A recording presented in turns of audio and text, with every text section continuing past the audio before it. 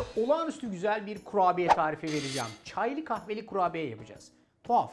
Çaylı kahveli kurabiye. Acaba çay yanında ya da kahve yanında kurabiye mi? Evet, çay yanında ve kahve yanındaki versiyonlarını da yapabilirsiniz ama bu kurabiyenin kendisi çaylı ve kahveli. Tuhaf göründüğünü biliyorum ama tadı olağanüstü. Öncelikle bir ön hazırlık yaparak işe başlayacağız. 250 gram oda sıcaklığında tereyağının üstüne 1 su bardağı kadar toz şekeri ilave ediyorum. Toz şekerle oda sıcaklığındaki tereyağını ezmeye başlıyorum. Bu şekilde ezilip bir kıvam aldığı an itibariyle yarım su bardağı kadar ayçiçek yağı ve 2 yumurtanın sarısını ekleyerek işleme devam ediyorum. Bu aşamada eğer spatula ile zorlanıyorsanız çırpma teliyle de kolaylıkla devam edebilirsiniz.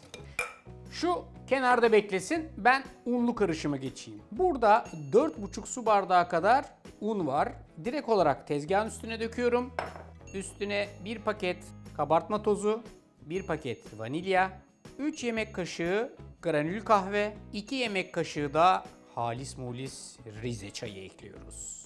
Bu karışımı şöyle tezgah üstünde elimizle bir araya getiriyoruz ve ortasını şu şekilde hafifçe açıp buradaki hazırladığım tereyağlı yumurtalı karışımı direkt olarak ortasına transfer ediyorum. Bu çok sıvı bir karışım değil ama bütün kıvamı daha kolay bağlasın, daha güzel yoğrulabilir bir kıvama gelsin diye ben bunu bu şekilde yapıyorum. Bu işi yaptıktan sonra da yavaş yavaş unlu karışımla buradaki tereyağlı yumurtalı karışımı birbirine yedirmeye başlıyorum.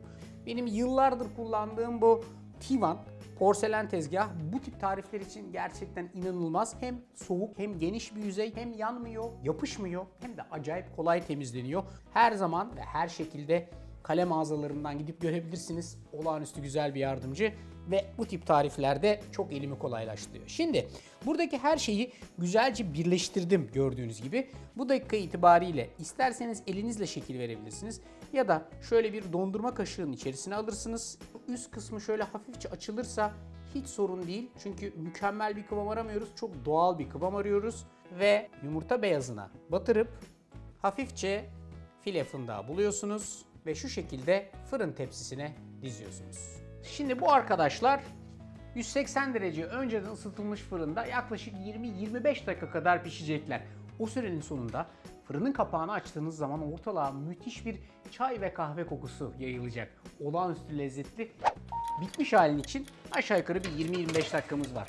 Hadi buyurun 180 derecelik fanlı fırına. Bu kurabiyenin olayı yerken kıyır kıyır dağılmasıdır. Çünkü hamurunu öyle tuttuk, o lezzeti buradan bak. Kıyır kıyır. Bunun yanına çaycı mısınız, kahveci mi? Bilmiyorum. Ben böyle bir kurabiyeyi kesinlikle çayla yakıştırıyorum. Bu tarifi mutlaka deneyin. Mutfağınıza, sofranıza olağanüstü bir lezzeti mutlaka katın. Ben yaptım.